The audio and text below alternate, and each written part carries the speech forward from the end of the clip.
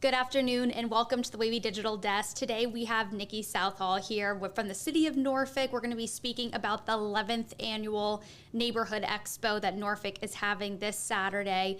It's going to be a great event. It's all day. It's from 11 to 3. So we're going to jump in and hear all about it. So Nikki, thank you so much for joining us this afternoon. Oh, thanks for having me. I appreciate you having me on today to talk about the expo. Absolutely. And this has been something that you all, of course, have been planning for a while because, and we'll jump to it in a second, but there are awards involved in this afternoon, which is really exciting. But, for people who haven't been able to attend the last 10 events, what is it? What is the Neighborhood Expo? What is it celebrating? Well, the Neighborhood Expo started out on a much smaller scale, but with the same focus, which is to celebrate Norfolk's neighborhoods. The city of Norfolk really thinks that what makes neighborhoods great are the people that live in it. And so what we like to do is highlight those neighborhoods, highlight the civic leagues that are doing civic engagement work. And so it's grown over the years from a very small group to now what we see is just about 50 exhibitors that are going to be joining us, everybody from city departments to nonprofits, youth organizations, and civic leagues. And we get together and we celebrate and we talk about how we network and communicate with people. We think that that's a really big part of what it means to be in a neighborhood is the connections that you make. And so having an expo like this really highlights that civic engagement and how you create those partnerships. So every year it's just grown and grown. And I think this is going to be our biggest year yet. So we're excited. Absolutely. So over 10 years, this has become really a staple for you all to host this event. Is this the first year that it's at Northside, or is that the place that it's been all these 10 years? Actually, no. So this is the second year we've had the expo at Northside Park. 2 years prior to that, we had it at Lakewood Park. And then we took a break because of COVID. And then prior to that, we housed it at Military Circle Mall for quite a few years. It was inside, lots of space, and things change. COVID happened. We had to postpone it, and then we were challenged with kind of putting together the expo in an outdoor format. And so we looked at spaces that we could host it, and we said, well, let's do it at a neighborhood park. And we loved working with Northside Park so much. The space, it was just a great location. So we're having it again at Northside Park this year. Well, how perfect to have it in a neighborhood, to have it right in Norfolk so people can just happen upon it, hopefully on the weekend, or if you know about it, hopefully it's right in your backyard. But, can you just tell us a little bit about some of the activities and just for visitors, viewing the chat right now, you're going to see some photos provided by the City of Norfolk that show a previous event. So this can give you a taste of, what you'll see on Saturday. But, Nikki, tell us what kind of events, what kind of activities are there going to be? Absolutely. So, of course, we'll have exhibitors with all kinds of information, things that people will be giving out to get them more engaged in your organization or city department or nonprofit. We have activity stations, and we also have, which I think is really good, which highlights our programming that we've really focused on this year, is youth engagement. A lot of times we go to civic leagues and we go to community organizations and they'll say, we want more young people to be involved. This year, what we've done is really challenge ourselves with the programming to include youth groups. And we focused on a couple of our youth groups, which is Gear Recovery and the Clean Organization, are both housed in the South Side area of Norfolk. They've been actually part of the programming. We had learned early on that young people not just don't want to be told what to do, but they want to participate.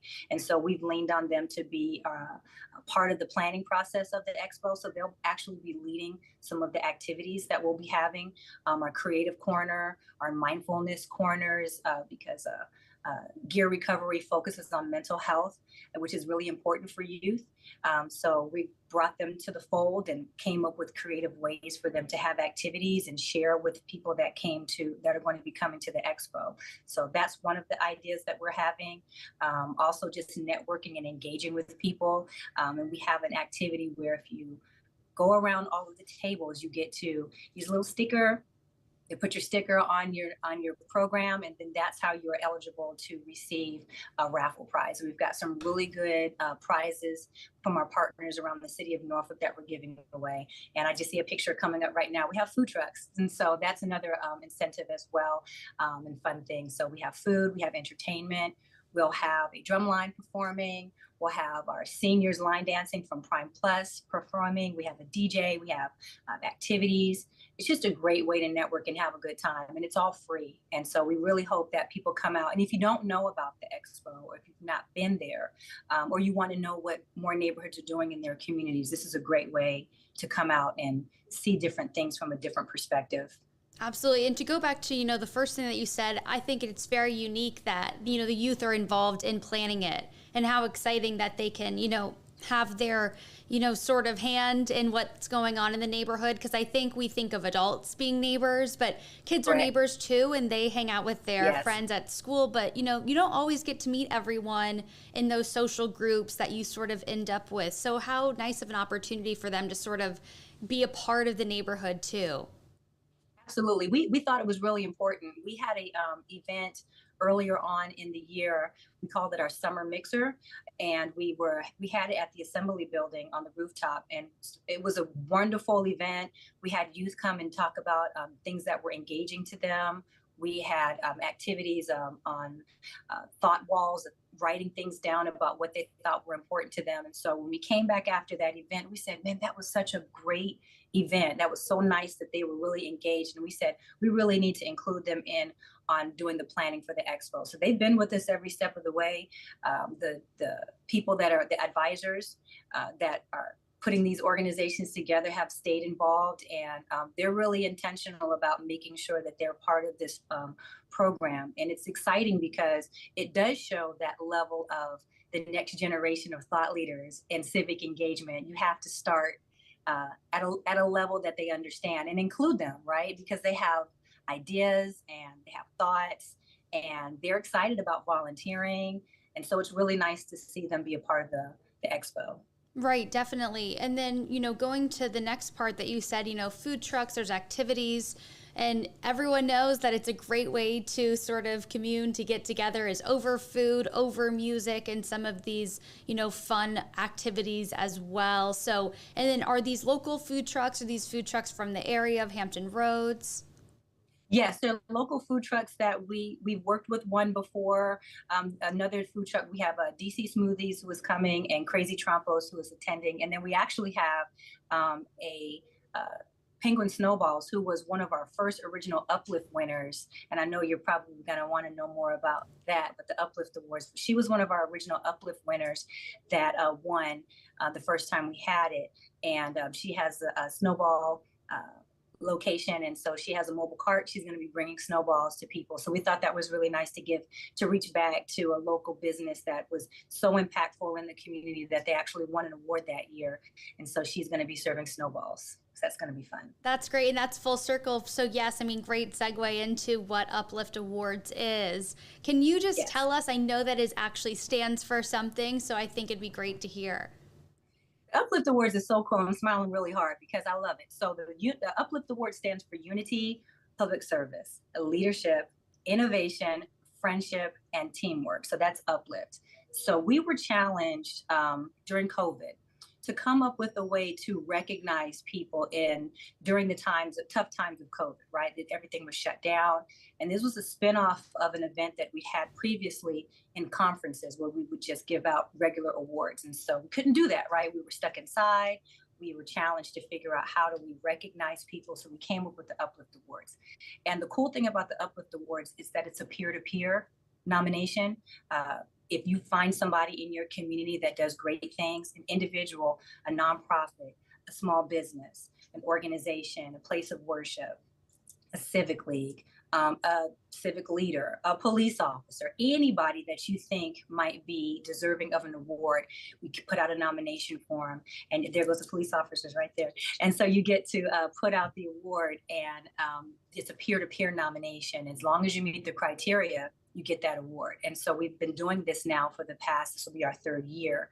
And to date, we've given out 72. And that's peer to peer. That's not us picking it and saying that you qualify or don't qualify. And so I think the magic about the Uplift Awards is really recognizing that people see themselves in each other and they get to recognize each other for the great things that they do. So our nominations are closed.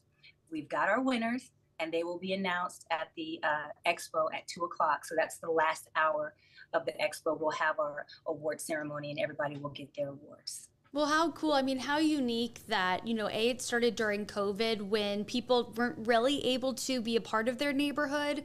And this gives you a chance to not only connect through the Uplift Awards, but also nominate people in your community. And as you said, it's one thing for you all if they meet certain standards to be given an award, but to have your neighbor actually recommend you and nominate you, that has to be so meaningful and exciting for, the winners, especially this year.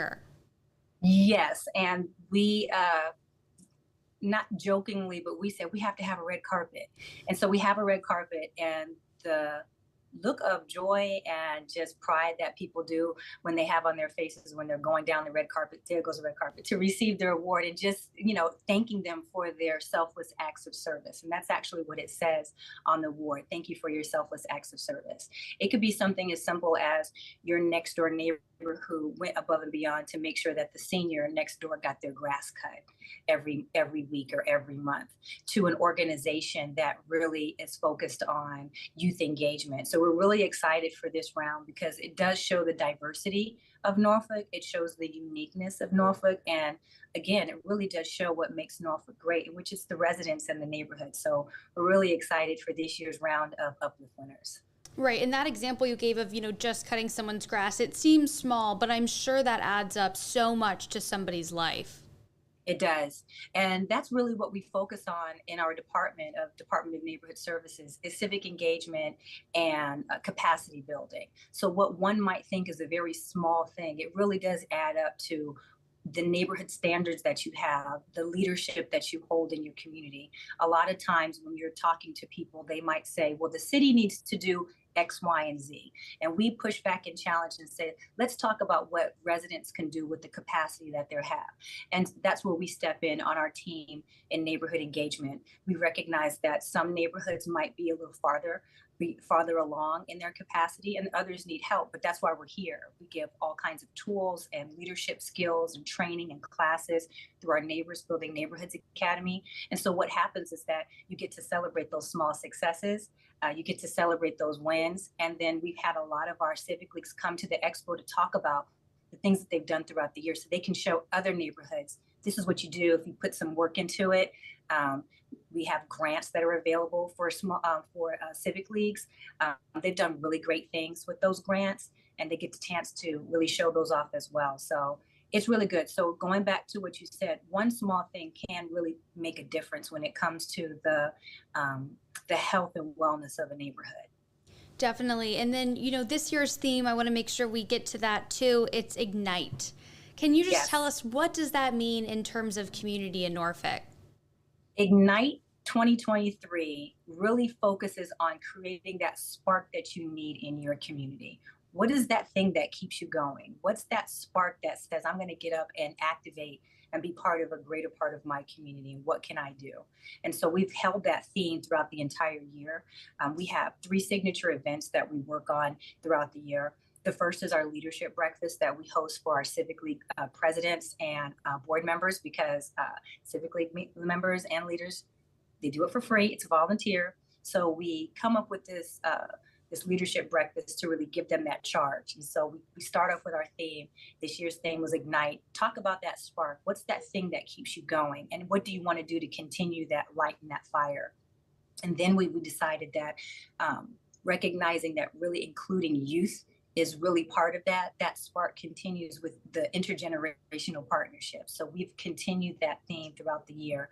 And this year, when the expo comes, I'm really happy to see the amount and the kind of exhibitors that are becoming. So hopefully when you come out to Northside Park on Saturday, you'll have a chance to light that fire in you and ignite and spark something that's going to help you move forward in your neighborhood as well. Absolutely. And I know it's in the city of Norfolk and that's where the community is, that's where the park is, but I did want to ask and just make Mhm, sure, it's free and open to all. So you all mhm. also want people from Hampton Roads to stop by to join. Absolutely. Norfolk is unique that we're one of the only neighborhoods, excuse me, only cities in the region that really has a dedicated neighborhood engagement team that goes out and interfaces with the public the way that we do. But we believe that civic engagement and social capacity can be spread beyond the areas of Norfolk. So if there's something that you see, something that it inspires you to spark your community and you live in another neighboring city, that's wonderful. You just have to tell them where you got it from. Tell them you got it from Norfolk. But I think it's great because once you have engaged residents all over, it makes for a better community, makes for a better city, makes for a better region, makes for a better nation and a better world. So every little bit helps. We are happy to share our secrets. And then hopefully they'll take it on, as you said, to the next city. Absolutely. Well, Nikki, we have a question, just asking about some specifics of the Okay. exhibitors that are going to be there. If you could share, just a few of some of the groups that might be out there. Yeah, so two of the groups that I talked about earlier are Gear Recovery and Clean Youth Organization that are based in Southside. We also have a couple of groups. We have TRS Kids, which is a TRS Kids Foundation, is a youth group. I believe we also have a Black Girls Tennis Club coming. We have we have the planning department from the city of Norfolk that's going to be talking about our Plan 2050 project. We also have Office of Resilience, Keep Norfolk Beautiful. We have a crowd favorite, which everybody loves, is the Norfolk Master Gardeners. We also have other organizations that focus on engagement. And in our civic leagues, we have a good handful of civic leagues that are going to be coming. So, along with some of these nonprofit organizations that are going to be coming in to talk about their services, there's also a lot of youth organizations that will be there and city departments. The Wagon Wheels, which is really popular for pet adoption, will be there for the city of Norfolk, along with the Department of Neighborhoods of Human Services, Fire and Rescue. A lot of interactive activities for people. So it's going to be a great place to get lots of information and networking. If you're into that kind of thing, to find out what kind of things are happening in the city, this is definitely a place to get networking. As I said, we have just about, I think, over 50 exhibitors, and of course, our department will be there, Department of Neighborhood Services, to be able to give people information about the city of Norfolk as well. I was just going to say, wow, what a lineup of people that, you can interact with, that you can learn more information from. And these seem to be groups, too, obviously, that are about the neighborhood, about making the neighborhood, come together, whether it's the activities, whether it's just getting resources. So, I mean, that's really special to have over 50, groups just available to you all in one place, too. I think that helps a lot to bring them to the neighborhood. It's hard to make those calls and find information on your own sometimes. So to have a resource available, public, free, and open to all event is really special. Yes, and we're looking forward to it. Sharing is caring. So all the information that we receive, we want to give out to our residents, and then that way they can use the tools in their toolkit to create better communities for where they want to live. And that's what's important to us. And starting at such a young age, and really engaging with these youth groups and teenagers that are willing to take a weekend and actually a few days out of their life because they've been planning this, but really volunteering and making sure that they're part of it. We really are looking forward to them, and we want to make sure that we give them the opportunity to continue that community engagement and civic participation. Definitely. And I want to know, the map above your head is the neighborhoods of Norfolk. And That I, side, there it oh, goes. yeah. And I just think, it's just nice to end on too, why is this so important to the city of Norfolk, to you as well, being a citizen, being involved in your neighborhoods, getting to know people in other neighborhoods of Norfolk, why is this goal so important? That's really important, and thank you for asking that question.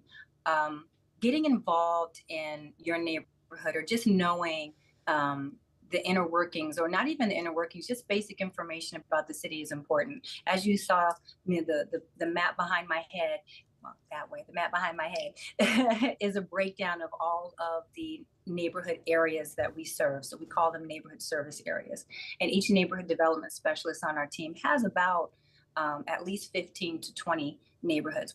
Norfolk has just over 120 neighborhoods in the city. That's a lot of people, a lot of different perspectives, and a lot of ways to engage.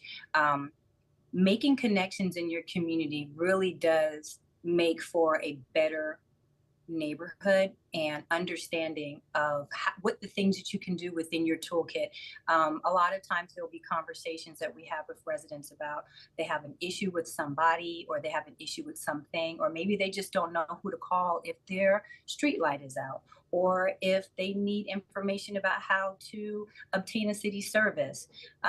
Your neighbors are there to help you. And so when you educate yourself and then you share that information with others, you can have that network, right? And then that way it doesn't seem so much the city does for me, but the city also assists what we also can do for ourselves, and teach people about what it means to be a good neighbor. And also setting those neighborhood standards about things that you want to have in your community. Engagement. Maybe you want to have a summer picnic. Maybe you want to have a readathon. Maybe you want to have people to volunteer at your local school, or go to your local library, or use the local city facilities that Parks and Recreations and the Libraries Department offers. These are all tools and things that you can use within your community. Schedule civic league meetings, schedule community meetings, volunteer with the youth group. There are so many different ways to utilize your assets. And that's an important thing. Our department doesn't look at things from a deficit model. We look at it from an asset-based model, which is helpful because that means we're always looking for the positive. Definitely. Well, Nikki, thank you so much. And I think this seems like such a special event. And I was just going to add, right now the weather's lovely. We can be outside in the parks, but soon it's not. And so what a good time as well to meet your neighbors, to maybe make some more connections if you don't have them, especially if you're new to the city. And then you can carry those on, for the rest of the year. Absolutely. And we always encourage new and old residents to visit the city website, look us up for neighborhood services. You can have a list of all of the neighborhood development specialists that is in your area. Each area has a neighborhood development specialist that serves you. And so you can always contact us and reach out to us and find out if you have an active civic league or not, or if you just want to get information about the city as a whole. We're here to serve and help. We like to call ourselves the conduit between residents and the city. But if you're in town or right down the street or in another part of the neighborhood in Norfolk, we hope to see you at the expo this Saturday, because we'll all be there and you'll have some fun. You'll have some food. You might win a prize or two and get to meet some new people. So we really do hope that people come out and enjoy themselves. The weather is perfect. I think Super Doppler 10 said it's going to be one of the best days ever in September. We'll make sure they do, right? That's right. We love good weather. So yes, we're really excited, and we really thank you giving me the opportunity to talk about the expo and the Uplift Awards. Absolutely. And, just if you're watching this conversation later, if you're watching it now on some of our other platforms other than Facebook, there's going to be more information available on wavy.com with the link to the expo to get more information about where it is, see the address and more, and hopefully keep it on your calendar for this coming Saturday. So, Nikki, thank you so much for joining us, and look forward to hearing about your event. Thank you so much, Sarah. And if you're not busy, I want to see you at the expo. It's at Northside Park, 8400 Tidewater Drive, from 11 to 3. The weather's perfect, and I hope that I get to see you and some other folks out there at the park on Saturday. Absolutely. Well, Nikki, thank you so much, and thank you for joining us. Thank today. You so much. Thank you. All right.